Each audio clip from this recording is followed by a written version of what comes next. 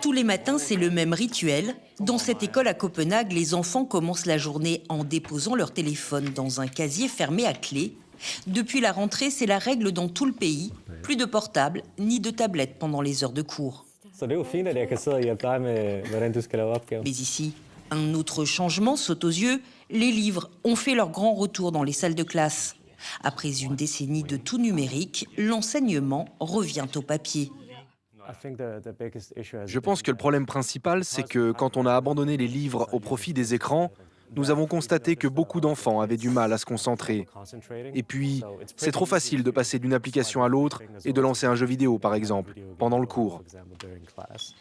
Dans cet établissement, l'ordinateur est donc désormais utilisé à petite dose et toujours sous surveillance. Je trouve que c'est bien comme ça. Ça crée un bon équilibre entre les deux. J'apprécie vraiment de ne pas passer autant de temps devant les écrans. J'adore écrire et lire. Un virage à 180 degrés pour ce pays pionnier du numérique qui fait suite à la publication de chiffres alarmants. Les 13-18 ans passent en moyenne 5h30 par jour sur leur téléphone et leur santé mentale s'est dégradée selon le rapport de la commission du bien-être dont faisait partie Christine Ronlund. Ces recommandations sont à l'origine de la nouvelle sobriété numérique danoise. Quand on passe autant de temps sur les réseaux sociaux, comme beaucoup de jeunes au Danemark, ça a aussi un impact sur les facteurs de protection des jeunes. Donc je pense que c'est une double approche.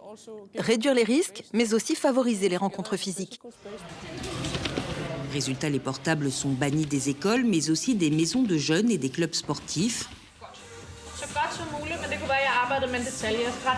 Dans ce centre d'athlétisme, impossible de sortir son téléphone, pas même lors des compétitions. C'est une pause bienvenue. On ne passe pas trop de temps sur son téléphone pendant l'entraînement, parce que parfois, il suffit de le prendre pour vérifier quelque chose et on réalise qu'on y reste 10 minutes. Et ce sont 10 minutes qu'on aurait pu consacrer à sauter. Malia Valmod appliquait déjà cette règle avant qu'elle ne se généralise comme une évidence. Quand un téléphone portable entre dans la pièce, deux choses se produisent. D'abord, l'énergie chute brutalement. C'est donc très préjudiciable à un bon environnement d'entraînement. Et deuxièmement, certaines personnes se sentent exclues, ce qui nuit gravement à l'ambiance. Dans un pays qui se présente comme l'un des plus heureux au monde, les effets du tout-écran ont provoqué un sursaut collectif. Chaque année, l'association Headspace accompagne plus de 11 000 jeunes en difficulté et travaille étroitement avec des conseillers juniors comme Sophie. Elle a limité sa consommation de réseaux sociaux à 1 heure par jour et voit les mentalités changer. Dans mon entourage,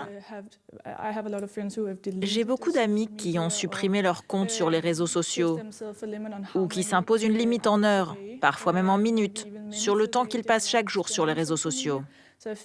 Et je pense que c'est certainement dû à la prise de conscience croissante sur ce sujet. Depuis 2 ans, l'association organise aussi une journée nationale sans portable pour inciter les adultes à montrer l'exemple. 10% de la population y a participé cette année et un quart des Danois disent avoir modifié leur comportement. Je pense que nous avons une énorme responsabilité en tant que parents et en tant qu'adultes.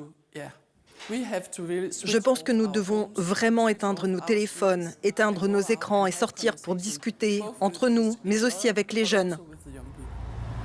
Réduire le temps d'écran et bientôt même l'accès aux réseaux sociaux.